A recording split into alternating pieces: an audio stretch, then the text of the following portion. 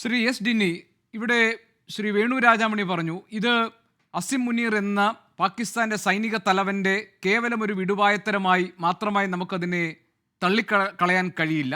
അതിന് പിന്നിൽ ഒരു തന്ത്രമുണ്ട്, അതിന് പിന്നിൽ ഒരു ആലോചനയുണ്ട് എന്നാണ്. ഡൊണാൾഡ് ട്രംപ് രണ്ടാം വട്ടവും അമേരിക്കയിൽ അധികാരത്തിൽ വരുമ്പോൾ ഇന്ത്യക്കാർ പ്രതീക്ഷിച്ചിരുന്നത് നരേന്ദ്രമോദിയുമായി വ്യക്തിപരമായ അടുപ്പം പുലർത്തുന്ന ഡൊണാൾഡ് ട്രംപിന്റെ രണ്ടാം വട്ടത്തെ വരവും ഇന്ത്യക്ക് ഗുണം ചെയ്യും എന്നായിരുന്നു. പക്ഷെ നേരെ വിപരീതമായി കാര്യങ്ങൾ സംഭവിക്കുന്നു. വ്യക്തിപരമായി പോലും ഇരു നേതാക്കൾക്കും ഇടയിൽ അകൽച്ചയുണ്ടാകുന്നു.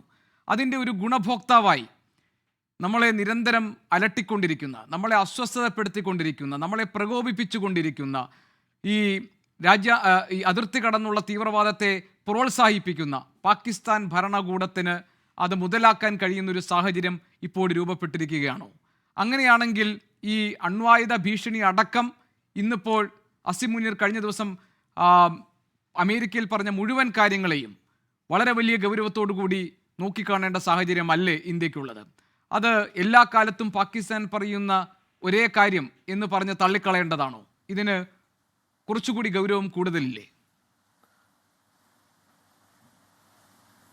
ശ്രീ ഗോപികൃഷ്ണൻ, ഞാനത് കംപ്ലീറ്റ്ലി എഗ്രി ചെയ്യുന്നുണ്ട്. അതായത് ഇതൊരു ഗൗരവപരമായിട്ടുള്ളൊരു കാര്യം തന്നെയാണ്. അംബാസിഡർ വേണു സർ പറഞ്ഞത് വളരെ കറക്റ്റായിട്ടുള്ള കാര്യമാണ്. അതിന് ഒരു ഒരു സ്ഥിരം അവരുടെ ഒരു റെട്ടറിക്സ് ഉണ്ടല്ലോ, ആ രീതിയിലുള്ള ഒരു കാര്യമല്ല. കാരണം അത് പറഞ്ഞിരിക്കുന്നത് അമേരിക്കയിൽ വെച്ചാണ്. അത് പറഞ്ഞിരിക്കുന്ന ആ രീതി, ആ പറഞ്ഞിരിക്കുന്ന കാര്യങ്ങൾ അതൊക്കെ വളരെ സീരിയസ് ആയിട്ട് തന്നെയാണ് എടുക്കുന്നത്. പക്ഷേ ഭാരതത്തെ സംബന്ധിച്ചോളം അവർ പറയുന്ന ഈ വർത്തമാനങ്ങൾ അല്ലെങ്കിൽ റെട്ടറിക് തിരിച്ച് ഒരിക്കലും നമ്മൾ റെട്ടറിക് ആയിട്ടല്ല നമ്മൾ ഒരു കാലത്തും കൊടുത്തിട്ടുള്ളത്. നമ്മൾ ഒരിക്കലും അങ്ങനെ ഒരു റെട്രിക് വേഴ്സസ് റെട്രിക് എന്നുള്ള ഒരു കാര്യം നമ്മൾ ചെയ്യാറില്ല. അത് എക്കാലത്തെയും ഡിപ്ലോമസിയുടെ ഒരു ഭാഗമായിട്ട് തന്നെയാണ്. നമ്മൾ വളരെ കാലിബ്രേറ്റഡ് ആയിട്ടുള്ള വാക്കുകൾ വളരെ ആലോചിച്ച് മാത്രമേ നമ്മളത് ചെയ്യാറുള്ളൂ. അത് ഇന്നും അങ്ങനെ തന്നെയാണ് തുടരുന്നത്. അപ്പം ഇപ്പം ഈ അസീം മുനീർ, അദ്ദേഹത്തിന് ഞാൻ ജനറൽ അസീം മുനീർ എന്ന് പോലും എനിക്ക് വിളിക്കാൻ കാരണം അദ്ദേഹത്തിന് ഞാൻ ആഗ്രഹിക്കുന്നില്ല. കാരണം ഒരു ആർമി ഓഫീസർ അല്ലെങ്കിൽ ആർമി ജനറൽ എന്നുള്ള രീതിയിലല്ല. He is A terrorist in uniform എന്നാണ് ഞാൻ അദ്ദേഹത്തിനെ കാണുന്നത്. കാരണം അദ്ദേഹം പേൽഗാമിൽ ചെയ്തിട്ടുള്ള കാര്യം ഒക്കെ നമുക്കറിയാം. ഇപ്പം പറയുന്ന സ്റ്റേറ്റ്മെന്റ്സ് അതൊന്നും ഒരു മിലിറ്ററി ഓഫീസറിന് അത് ഏത് രാജ്യമായിക്കോട്ടെ അതിന് ആ രീതിയിലുള്ള ഒരു ക്രെഡൻഷ്യൽസ് ഇല്ലാതെ തന്നെയാണ് ഞാൻ കാണുന്നത്. അപ്പം അസീം മുനീറിനെ സംബന്ധിച്ചോളം ഡെഫിനറ്റ്ലി പൊളിറ്റിക്കൽ ആംബിഷൻസ് ഉണ്ട്.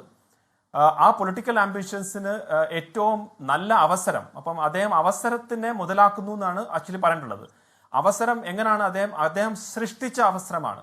പെഹൽഗാം എന്നുള്ള ആ മാസക്കർ അദ്ദേഹം സൃഷ്ടിച്ചു. കാരണം അദ്ദേഹത്തിന് അറിയാമായിരുന്നു അങ്ങനെ ഒരു കാര്യം ചെയ്യുമ്പോൾ തീർച്ചയായിട്ടും ഇന്ത്യ സ്ട്രൈക്ക് ചെയ്യുമെന്ന്. ആ ഇന്ത്യ സ്ട്രൈക്ക് ചെയ്തു. അത് കഴിഞ്ഞിട്ട് അപ്പോൾ ആ രാജ്യം മൊത്തം പാകിസ്ഥാൻ ആർമി അന്ന് ബാക്ക് ഫുട്ടിൽ നിൽക്കുന്ന സമയത്ത് ഇമ്രാൻഖാനുമായിട്ട് പയറ്റ് നിന്ന് പാകിസ്ഥാൻ ആർമി വളരെ ബാക്ക് ഫുട്ടിൽ നിൽക്കുന്ന സമയത്താണ് ഈ പെഹൽഗാം ചെയ്യുന്നത്, നമ്മൾ അവരെ സ്ട്രൈക്ക് ചെയ്യുന്നതും. ആ സ്ട്രൈക്കിലൂടെ നാച്ചുറലി ആളുകളെല്ലാം പാകിസ്ഥാൻ സൈന്യത്തിന് കൂടെ നിൽക്കും. പക്ഷെ അതിലുപരി ആ സ്ട്രൈക്കിൽ അവർക്കൊരു തിരിച്ചടി വലിയ രീതിയിലുണ്ടായി. പക്ഷെ അതിനെയൊക്കെ മറികടന്നുകൊണ്ട് സ്വന്തമായിട്ടൊരു ഫീൽഡ് മാർഷൽ പോസ്റ്റിലേക്ക് മാറുകയും അങ്ങനെ പൊയ്ക്കൊണ്ടിരിക്കുന്ന സമയത്താണ് ഇപ്പം ഒരു റീസെന്റ് ആയിട്ട് അതിനകത്ത് ഡൊണാൾഡ് ട്രംപ് നേരത്തെ അംബാസിഡർ പറഞ്ഞ പോലെ ഒരു നൊബേൽ പ്രൈസിന് വേണ്ടി വളരെയേറെ ആഗ്രഹിക്കുന്ന ഒരു വ്യക്തി, എല്ലാ സ്ഥലത്തും ഞാനാണ് യുദ്ധം നിർത്തുന്നത് എന്നുള്ള അവകാശവാദവുമായിട്ട് നിൽക്കുന്ന ഒരു വ്യക്തി, ഒരു ക്രെഡിറ്റ് എടുക്കുന്നതിന് ഡൊണാൾഡ് ട്രംപാണ് പറഞ്ഞിട്ട് നിന്നേ എന്നുള്ള രീതിയിലേക്ക് ആ ഒരു നരേറ്റീവ് സൃഷ്ടിക്കാൻ ശ്രമിച്ചു. പക്ഷെ അവിടെ ഭാരതം കൃത്യമായിട്ട് അങ്ങനെ ഒരു കാര്യം നടന്നിട്ടില്ല എന്നുള്ളത് ഒരു സ്റ്റാൻഡ് തന്നെ എടുത്തു. അവിടെ ഒരു രീതിയിലുള്ള ക്രെഡിറ്റ് ഡൊണാൾഡ് ട്രംപിന് കൊടുക്കേണ്ടയില്ല. കാരണം അങ്ങനല്ല സത്യം. കാരണം നമ്മൾ സ്ട്രൈക്ക് ചെയ്ത അപ്പോഴും തന്നെ പറഞ്ഞു, നമ്മളൊരു വാറിലേക്ക് നമ്മൾ പോകാൻ ആഗ്രഹിക്കുന്നില്ല, നമ്മളിതിനെ നോൺ എസ്കലേറ്ററി ആയിട്ടാണ് കാണുന്നത്. അപ്പൊ അങ്ങനെയുള്ള ഒരു രാജ്യത്തിന്റെ സ്റ്റേറ്റ്മെന്റിൽ പിന്നെ ഞാൻ പറഞ്ഞിട്ടാണ് ട്രേഡിന്റെ ബലത്തിലാണ് എന്നൊക്കെ പറയും. ഇപ്പൊ ട്രേഡിന്റെ തന്നെ നോക്കൂ, അദ്ദേഹം ട്രേഡ് കൊണ്ടാണ് ഇങ്ങനെ ഒരു സീസ് ഫയർ ചെയ്തത്.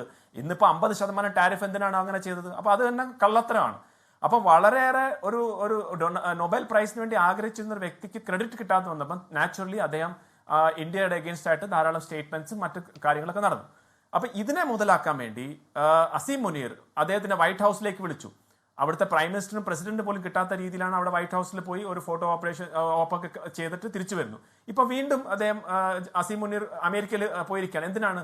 സെൻട്കോം ആയിട്ടുള്ള ഒരു ജനറൽ അദ്ദേഹം റിട്ടയർ ആകുമ്പം അവിടുത്തെ പാകിസ്ഥാന്റെ ഹയസ്റ്റ് സിവിലിയൻ അവാർഡ് കൊടുക്കാൻ വേണ്ടി. ഏറ്റവും വിചിത്രമായിട്ടുള്ള കാര്യം ശ്രീ ഗോപി, അതേ സെന്റ്കോമിന്റെ മിലിറ്ററി US മിലിറ്ററി സെൻഡ് ഓഫിൽ ഇസ്രേലി ഡിഫൻസ് ഫോഴ്സസിന്റെ ആളുകൾ ഉണ്ടായിരുന്നു. ഒന്ന് ആലോചിച്ച് നോക്കുക, പാകിസ്ഥാൻ ഇസ്രയേലിനെ അംഗീകരിക്കാത്ത ഒരു രാജ്യം ജനറൽ അസീം മുനീറും ഇസ്രയേലി ഡിഫൻസ് ഫോഴ്സസിന്റെ ആർമി ഓഫീസറും ഒരുമിച്ചിരുന്നിട്ടാണ് ഈ സെൻഡ് ഓഫിൽ ഇരിക്കുന്നത്. അപ്പൊ അതാണ് ആ ഇരട്ടത്താപ്പ്. അവർ അദ്ദേഹത്തിന്റെ സ്വന്തം കാര്യത്തിന് വേണ്ടി എന്തും ചെയ്യും എന്നുള്ളതിന്റെ ഒരു ഉദാഹരണമാണ്.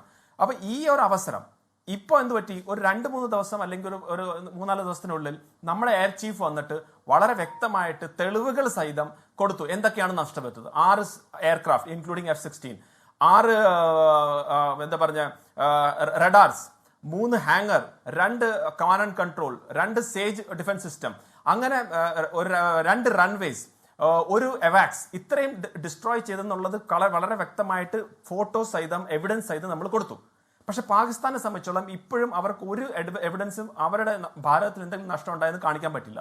അപ്പൊ ഇതെല്ലാം ഒരു ബാക്ക്ഗ്രൗണ്ട് ആയിട്ടാണ് ജനറൽ അസീം മുനീർ അത് അവിടെ ചെന്ന് ഈ സ്റ്റേറ്റ്മെന്റ്സ് പറയുന്നത്. അതായത് ഞങ്ങളിൽ ന്യൂക്ലിയർ ബോംബ് ഉണ്ട്, അത് അംബാസിഡർ പറഞ്ഞ പോലെ തിരിച്ച് ഷിഫ്റ്റ് ചെയ്യാണ്. The equation between India and Pakistan terrorism അല്ല, ന്യൂക്ലിയർ ത്രെറ്റ് ആണെന്നുള്ളത് ഒരു 2002 എറയിലേക്ക് കൊണ്ടുപോകാനുള്ള ഒരു ഡെഫിനറ്റ് ശ്രമമാണ്. അതിന്റെ കൂടെ തന്നെ ഒരു പൊളിറ്റിക്കൽ ആംബിഷൻ ഉണ്ട്. ആ പൊളിറ്റിക്കൽ ആംബിഷന്റെ ഭാഗമായിട്ടാണ് അദ്ദേഹം ആ സ്റ്റേറ്റ്മെന്റ്സ് പറഞ്ഞത്. അതായത് എപ്പോഴും പറയാറുണ്ട്, war is too serious a business to be left to generals എന്ന പോലെ politics is too serious a business to be left to politicians എന്നുള്ള സ്റ്റേറ്റ്മെന്റ് ജനറൽ അസീം മുനീർ പറഞ്ഞു. അപ്പൊ അതിന്റെ അർത്ഥം എന്താണ്, ഇനി വരും ദിവസങ്ങളിലേക്ക് പാകിസ്ഥാനിലേക്ക് ഒരു പ്രസിഡൻസി വിത്ത് യൂണിഫോം എന്നുള്ള നിലയിലേക്ക് അസീം മുനീർ മാറാനുള്ള ഒരു സ്റ്റെപ്പായിട്ട് തന്നെയാണ് ഇതിനെ കാണേണ്ടുള്ളത്. അപ്പം അവസരങ്ങളെ അദ്ദേഹം അനുകൂലമായിട്ട് സൃഷ്ടിച്ചെടുത്ത് സ്വന്തം കരിയർ, പൊളിറ്റിക്കൽ കരിയറും രാജ്യത്തിന്റെ ഒരു താല്പര്യമൊന്നും വലിയ രീതിയിൽ നോക്കുന്നില്ല. കാരണം രാജ്യത്തിന്റെ ഇപ്പോഴത്തെ അവസ്ഥ അദ്ദേഹം തന്നെ പറഞ്ഞു, ഇന്ത്യ ഒരു മെർസഡീസ് കാർ പോലെ വരുന്നു, ഞങ്ങളെ ഒരു ട്രക്കിനെ ഇടിച്ചു കഴിഞ്ഞാൽ ആർക്കാണ് ദോഷമെന്ന്. അപ്പം പാകിസ്ഥാനെ സംബന്ധിച്ച് എന്ത് പറ്റിയാലും കുഴപ്പമില്ല, ഇന്ത്യ എങ്ങനെയെങ്കിലും തകരണം എന്നാണ് അസീം മുനീർ പറയുന്നത്. അപ്പൊ ഇത് കാണിക്കുന്നത് ഇറ്റ്സ് എ കാലിബ്രേറ്റഡ് മൂവ് ആണ്. പക്ഷെ ഭാരതം നമ്മൾ ചെയ്ത എന്താണ്, നമ്മൾ വളരെ വ്യക്തമായിട്ട് തന്നെ ഒരു സ്റ്റേറ്റ്മെന്റ് അതിനകത്ത് പറഞ്ഞു. അതായത് ഒരു ഫ്രണ്ട്ലി കൺട്രിയിൽ നിന്ന് ഒരു ന്യൂക്ലിയർ ത്രെറ്റ് വരുന്നത് വളരെ എന്താ പറഞ്ഞ വളരെ അപകടകരമായിട്ടുള്ള കാര്യമാണ്, അത് നടക്കാൻ പാടില്ല എന്നുള്ളത്. അപ്പൊ അതുകൊണ്ട് എന്ത് പറ്റി, ഇപ്പം US തന്നെ ധാരാളം സ്ട്രാറ്റജിക് അനാലിസിസും മറ്റ് ഗവൺമെന്റ് ഒഫീഷ്യൽസും ഒക്കെ അത് അങ്ങനെ പറയാൻ പാടില്ലായിരുന്നു എന്നുള്ള സ്റ്റേറ്റ്മെന്റിലേക്ക് വരുന്നുണ്ട്. അപ്പൊ ഉടനെ തന്നെ ഇന്നിപ്പം പാകിസ്ഥാന്റെ അവരുടെ ഭാഗത്തുനിന്ന് MEAയുടെ ഭാഗത്തുനിന്ന് അല്ലെങ്കിൽ സ്റ്റേറ്റ്മെന്റ്സ് വന്നു, ഞങ്ങൾ പറഞ്ഞതിനെ വളച്ചൊടുക്കിയായിരുന്നു ഭാരതം, ഞങ്ങൾ അങ്ങനല്ല പറഞ്ഞത്, ഞങ്ങൾ അങ്ങനല്ല. പാകിസ്ഥാനെ സംബന്ധിച്ചോളം ലോകം ഇന്ന് കണ്ടു എന്തോ സോറി അല്ല, പാകിസ്ഥാൻ ഈ സംഭവങ്ങളൊക്കെ ഉണ്ടാകുമ്പോൾ പറഞ്ഞത് the statements have been twisted എന്നാണ്. Absolutely statements have been twisted എന്നാണ്. പക്ഷെ ലോകം മൊത്തം കേട്ടു, അതായത് ഞങ്ങൾ വേണ്ടി വന്നാൽ ഹാഫ് ദ വേൾഡ് ഞങ്ങൾ അതിനെ തകർക്കും എന്നുള്ള രീതിയിൽ തന്നെയാണ് സ്റ്റേറ്റ്മെന്റ് പോയത്. അപ്പം ഒന്ന് ആലോചിച്ച് നോക്കൂ, ഇത് ആദ്യമായിട്ടായിരിക്കും, ആൻഡ് അംബാസിഡർ എന്നെ വേണമെങ്കിൽ കറക്റ്റ് ചെയ്യാം, ഫസ്റ്റ് ടൈമാണ് US സോയിൽ നിന്ന് വേറൊരു കൺട്രി ഒരു മൂന്നാം രാജ്യത്തിന്റെ അഗെയിൻസ്റ്റ് ആയിട്ട് ന്യൂക്ലിയർ ത്രെറ്റ് പറയുന്നത്. ഒന്ന് ആലോചിച്ച് നോക്കൂ, അമേരിക്ക പോലെ ഇത്രയും ലോകത്ത് എല്ലാ സ്ഥലത്തും ഇങ്ങനെ ന്യൂക്ലിയർ ചെയ്യാൻ പാടില്ല. അവിടെയാണ്